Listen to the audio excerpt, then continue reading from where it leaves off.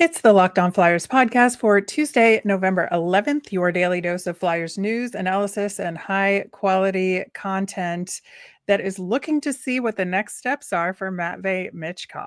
Yeah, good to talk about.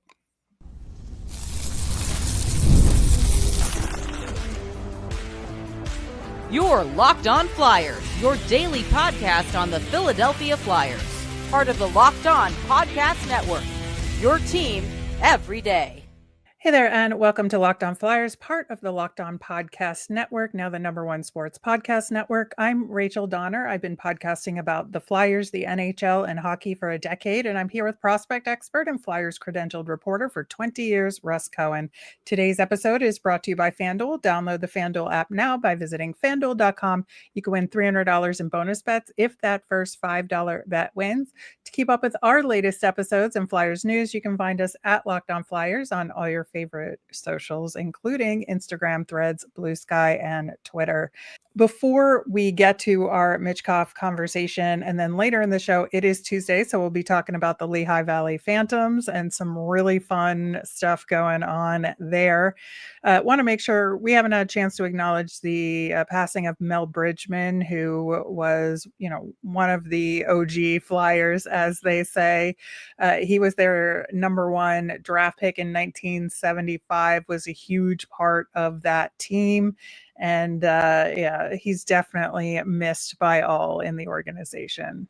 Yeah, I met Mel at the All-Star game in LA some years back, and he just was a delight. He was going to play in the celebrity game, and that was a really good celebrity game. A lot of people took part. He was one of them.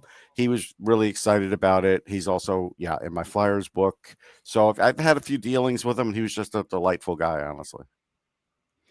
Yeah, everything I hear about him has said as much. So really, really saddened to hear about that. There was not practice yesterday for the Flyers, and that has allowed some of the churn from the weekend to continue in conversation, especially around Matvei Michkov, because Flyers captain Sean Couturier had some things to say about Mitchkov and his progress thus far. And, it seemed like a pretty reasonable thing to say, right? That acknowledging what everybody knows, that he has struggled a bit this season to get his footing. Mitchkov himself said something about himself struggling to get his footing here. Couturier did reiterate that it was really good to see him get goals on the board in 2 games in a row. I thought it was a very balanced approach to it, but I think, when there's a space for a conversation to grow exponentially, sometimes it does. Yeah, I mean, Kevin Kurz asked Sean the question. I got in there a little later after Sean, right as Mitchkov was talking, but he just basically asked him what does he have to work on, what's going on with him, and Sean told him honestly, and that what he basically said is what a lot of good captains say about young players, that hey, when you're not scoring goals, there's other things to do that you could help the team. That was the basic gist of it. And then Mitchkov said, hey, when I was hurt, I couldn't practice the way I should. So and we talked about him when he came into camp, that he was a little out of shape and he was gassed a little bit. I haven't noticed it lately, so I don't think it's that problem now, but sure, it definitely had him go a little slower at the beginning. But, I did look up minutes, and, Ivan Demidov, who I like to put in the same bucket as Mitchkov, I think he's a little better. I've always said that, but they're pretty similar players. And Which do you think is better? I do think Demidov's better. Okay. But not by a lot. Like, this is like taking Pavel Bure over, somebody else, name another great Russian player. Like, it's just, it's close, So, But what I would say is that he's averaging 15 minutes a game, 14:58. And that is like the magic number. And that's why I kept hitting on it. I was curious. Like, I was like, all right, let me see what we're talking about here. And so, I went to Instat, and that's what they had on him. So his shots, Demidov's, are hitting the net a little bit more than Michkov. He's just a little bit better. It's okay. Mitchkov's going to be a terrific player, but these are all things that happen with young players, and these are the things that happen in a second year. Again, when we talked about on this show, when you asked me about how many points is he going to have this year, I said I don't think he's going to have a full on problem where it's a slump for the whole year. But I only gave him like 2 points more than last year. And the reason I did that is because I went and looked back at history. I looked back at Kuznetsov, who it took till the third year. And I look back and, and there's a lot of guys you could look back, and a lot of times it's that third year. Sometimes the age doesn't even matter, just the games and the experience. Right. And I think when you look at guys Demidov is the right kind of one-to-one comparison, but I think you have guys like Macklin Celebrini out there who Celebrini is in his second year, right? And he's nobody matches up to him. I was just going to say it, and I thought it at the time, and I'm continuing with that. Like, he is an anomaly. I tried to tell people for college numbers, he is an anomaly. Don't hold up anybody to Macklin Celebrini. Nobody. Like, right. Really. And I think, it's just hard not to compare because they come into the league at the same time. But you look at Macklin Celebrini, who was brought up in hockey in a completely different environment than Matvei Michkov, right? Completely different system, different training, different, way of approaching the game. Yeah, he hung out with the Golden State Warriors. His dad works for him. Like, he got to hang out in his backyard and learn secrets from guys who were winning championships in another sport. Right. And then I think, to be fair, Flyers fans, and I am included in this conversation here, I think often look to Cole Caulfield in terms of career progression, right? In terms of, Caulfield is a smaller guy. Mitchkov isn't tiny, but he's on the slightly smaller side, right? And I think you look at how Caulfield's career has gone. I feel like people have a little bit of rose-colored glasses about Caulfield in terms of how quickly he got to consistently good, right? He did have a little bit of give and take there as well. So he did. I'm going to just say that, and if people get mad at me about the KHL, they can. It's a great league. But when you could train at the NTDP, just actually train, learning how to eat right, train right, the sleep fitness. right, all of that is years ahead of the KHL.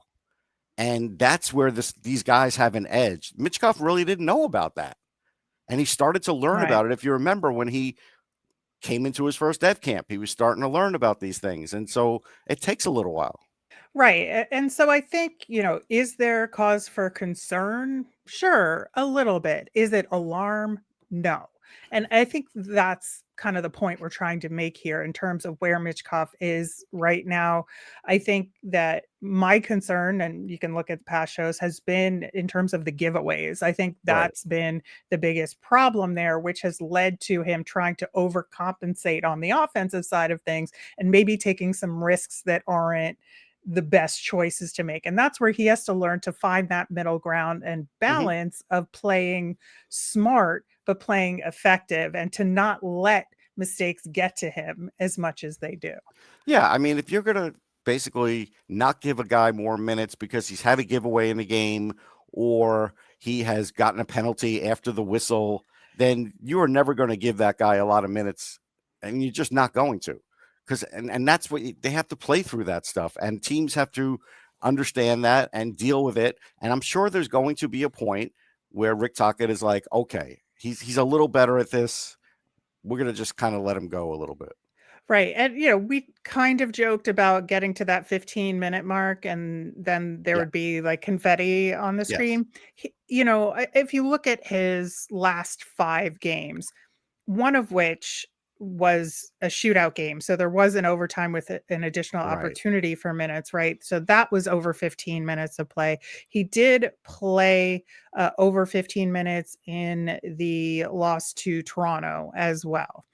Yeah, I mean, the overtime is only because it got to overtime, because I remember going into overtime, he was like 12:52.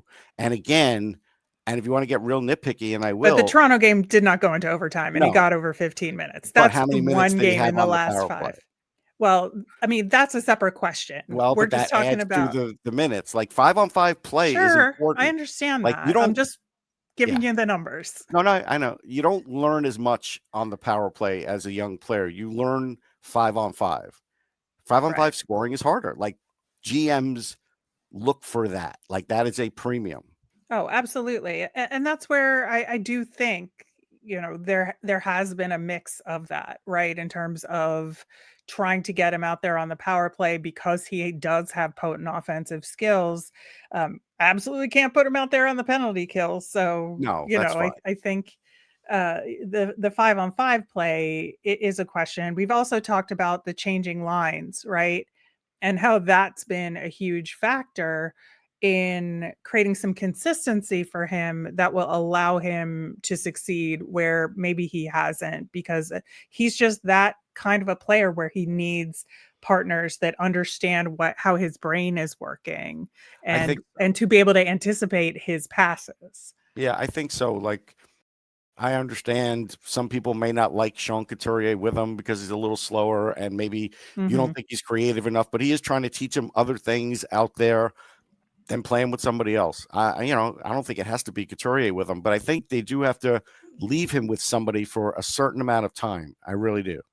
Yeah, I think that's fair, and I've gone back and forth on it too, to be honest, in terms of playing with Couturier or not. I think I lean toward playing him with Couturier for that reason, in terms of being able to teach him stuff and show an example of, how to get back effectively, but also be available for offensive chances. Yeah, and again, they're talking about him cheating less, and that's good. And we've seen a couple of other guys cheat, and they don't hear about it because they're veterans. That does occur. And is it fair? No, probably not. And I understand why fans are kind of like getting upset, like, "Hey, this is our future here. What's going on with it?" And and I see all kinds of things. I see, "Hey, Sean Couturier hasn't won anything." Okay, but it's not like he's a bad player because he He's a hasn't good won anything. player. He's a good player. So is he the same player? No. Like, we've acknowledged that for 2 years already. So I think he actually is doing better this year than maybe the start of last year. But either way, Torts ended up killing his season last year, which I don't think that's going to happen to him this year. So Mitchkov can learn all these things, no question. I only use 15 because that is, to me, the minimum you should play a guy like that in his second year. He should play more. But, whether that starts to happen, when that starts to happen, we don't know. Yeah, well, we'll find out if he plays more against the Edmonton Oilers. We'll talk about that game on tomorrow's show. In the meantime, it is Phantoms Tuesday. We're going to talk about the prospects down in Lehigh Valley, including a tremendous game from Denver Barkey getting 4 points. We'll get into that and more coming up next. The NBA is back, and there's no better place to get in on the action than FanDuel, the official sports betting partner of the NBA. Even if you missed the start of the game, you want to ride the hot hand, FanDuel has live bets on everything from who will score next to fourth quarter comebacks. Plus, you can even combine your live bets into a same-game parlay for a shot at a bigger payout. It keeps every game exciting, especially when your team's making the late push or not, like the Nets. They're 1-9. They're 29th. I still go with them as the worst. I think they'll pull it out. Right now, FanDuel is giving new customers $300 in bonus bets when your first $5 bet wins. So head to FanDuel.com to sign up and play your game with FanDuel, the official sports betting partner of the NBA. On tomorrow's show, like I said, we are going to preview the game against the Edmonton Oilers. Plus, we're going to answer your mailbag questions, so make sure to get those in. You can email us at lockedonflyers@gmail.com, send us a message on any of our socials, or comment on our YouTube channel.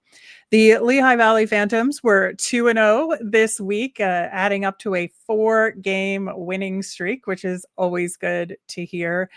They defeated Bridgeport 6-2 on Wednesday, and that is where Denver Barkey got his 4-point game in. They also defeated the Toronto Marlies 3-2 on Saturday. And there was a lot of eyes on that game in particular. And that is because Joseph Wall was returning to the Toronto Maple Leafs. And this was a conditioning game that he was playing in there, and he got chased from the game. Now, we don't know if that was part of the conditioning, quote unquote, but he was pulled from the game directly after the Phantoms scored the third goal of the game. And Gendron, like, that shot was impeccably placed on Wall's short side. And Wall looked a little slow in moving to try and close up that gap up against the post, and he couldn't do it. So I don't know. There's a lot of questions around it, Sure, but he probably gets another start. That's my guess. But yeah, when you got a guy like that in there, do what you do. Do what you can do to beat him because you know that he's coming in cold. correct. And the Phantoms were able to take advantage of that, which I Yeah, think, again, it's not often that you find yourself in these circumstances of playing up against an NHL right. goaltender on the conditioning assignment, and the Phantoms were able to win the game. The final score was 3-2, and the Marlies did score a goal in the third period of that game with their backup in net, who was also, I believe, making his AHL debut in that game. That was a crazy game for the Yeah. Marlies, but I think, just really, really good continued consistency from this Phantoms team. And I gotta love it. Yeah, right now, I mean, things are starting to click. I think they're scoring a little bit more. Are they scoring enough for me? No, but their defensive goaltending is much better than it was. So right now, it's good. It's helping them win games. Right. So, there was a little bit of shuffling going on because of the, call ups and Yeah, send downs. So we had Alexei Kolosov back down ahead of that Saturday game against Toronto. He was in net for that game. Carson Bjarnason was in net for the game on Wednesday against Bridgeport. So we still got our two main Phantoms goaltenders right. in net for the two games, which was the important part of it. And both of them generally played very well there. Incidentally, Rocky Thompson is the head coach for I know. Bridgeport this year. So that was all kinds of weird as Good luck well. to Rocky. That's all I'll say. Yeah, I guess so. He's a nice guy. Yeah, just because he's a nice guy doesn't mean he's a good coach. And Right. we can leave it at that. There are plenty of nice guys who are not good at their particular role in the True. NHL. But yeah, so if you look at the overall standings for the AHL right now, it's pretty remarkable. The Phantoms are in third in their division. It just so happens that the P Bruins and Wilkes-Barre Scranton are very, very good this year. So they are above them in the standings. But even if you look at points percentage in the AHL, the whole league, not just the Right. division, the Phantoms are in sixth place in the AHL as of now. And I think it is still early goings, Yeah, sure. obviously, but we're not 3 games into the season, we're 12 or 13 Right. games into the No, I mean, this is season, a and that's sliver of the season, and so far yeah. it's going good. And you could see where some guys are picking up their game offensively, and if that continues, then yeah, they're going to have a really good season. And we expected them to be better. We knew there'd be an uptick.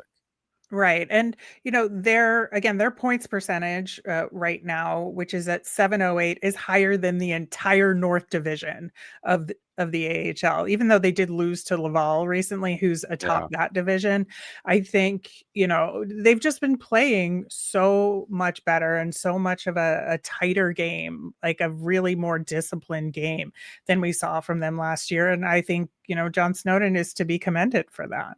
Yeah, no question. I mean, I think he's brought a better system into there, and I mean, we have to acknowledge that the quality of players John has this year is much better than what they had last year. Oh, completely. I mean, it's not even close, and especially since some players were not ready for the NHL, and we're not even talking about Oliver Bunk yet. But nobody talks about Oliver Bunk, so we'll just move on. Well, until we know, until we have an inkling that he might be returning, we can't talk about him, right? Right. There just isn't a So that may reason help to him at the too. moment. Yeah. Now, it's also Ethan Sampson. It's Yes. also Dennis Gilbert is also hurt. So, but that is why they've made some of the moves that they have thus far, and especially in getting Christian Kyrou, right, who has Right. continued to perform Yeah, he's doing excellently for great. this team thus far. He had 2 assists Wednesday, 2 assists Saturday. So he's got 4 games with Lehigh Valley thus far, 7 points, a Yeah. goal, and 6 assists. And that's when we talk about needing AHL guys to support the prospects as they develop. This is like exhibit A of Yeah. that, Yeah, and right? and he's not like like AHLer where he's just like a lifer. He's got a little bit of life to him. So it's nice, he's a younger guy, so it's nice to see that too. Right. And then you also have a guy like Lane Peterson, Mhm. who's playing really well, as well, no matter who he's with on whatever Right. line. He had 2 goals on Wednesday. He had a golden assist on Saturday. And, And I think, there is a little bit of, consternation around wanting it to be your top prospect scoring Right. those goals, but you got to have a balance here in order to, I would say like you can apply the, a rising tide lifts all ships Yeah. here. And that this is the case in AHL level hockey to me. If your AHL veteran guys are doing the hard Mhm. work, then it provides a base for your prospects to succeed. Yeah, and Kolosov actually playing there has been a big help. Huge help.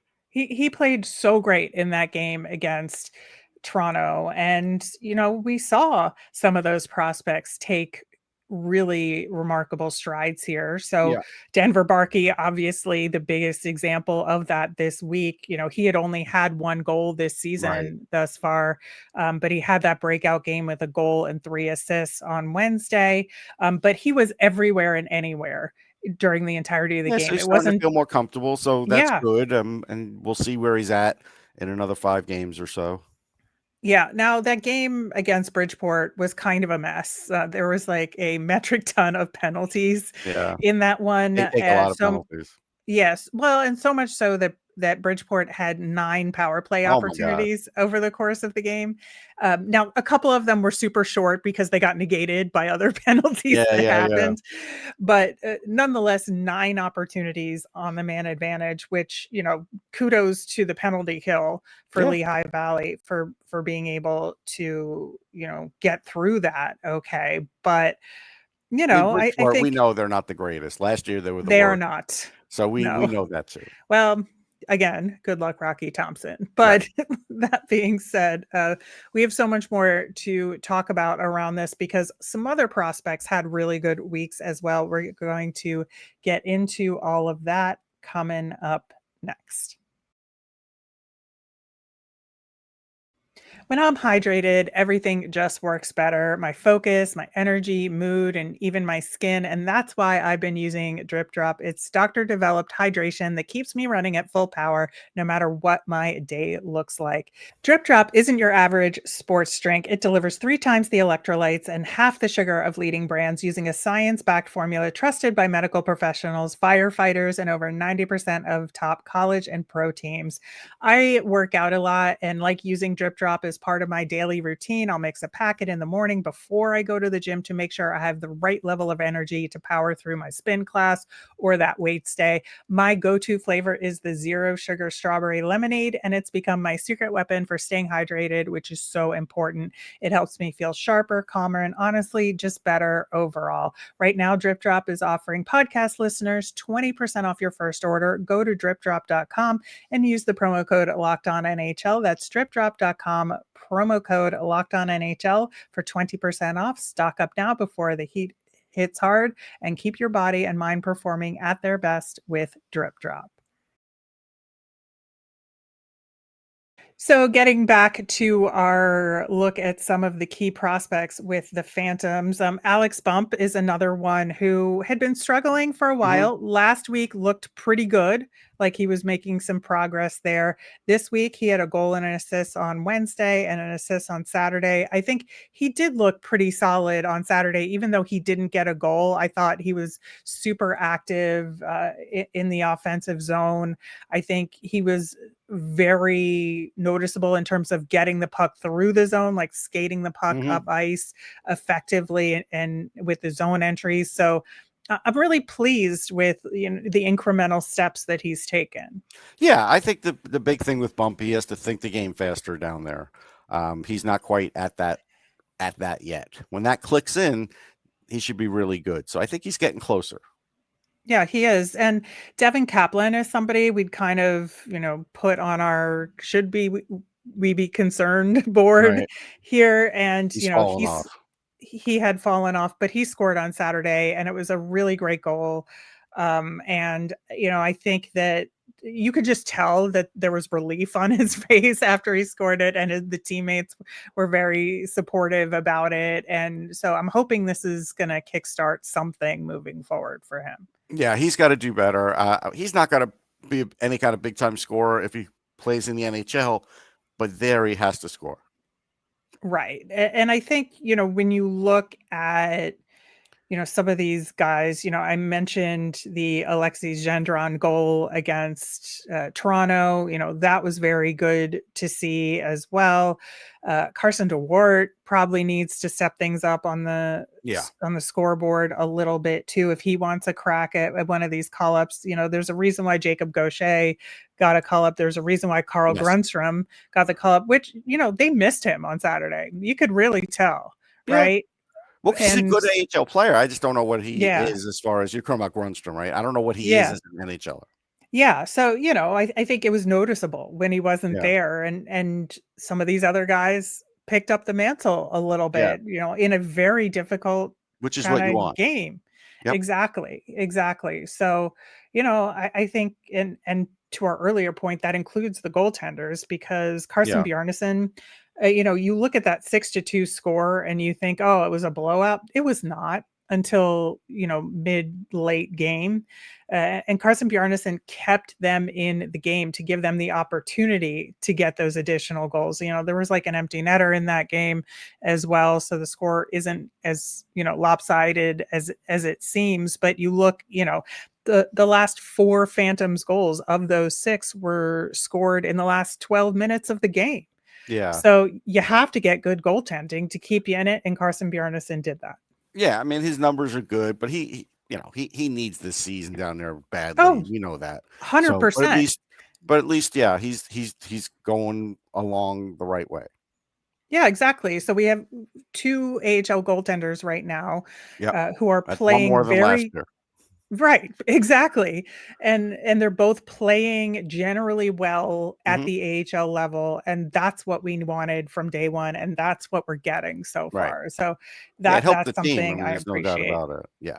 Yeah, I should mention Anthony Richard just because he is leading the team in points at this moment. Yeah. But I would like to see somebody, on the team take that mantle over. Alex Bump is the guy that's most likely to do it at the moment.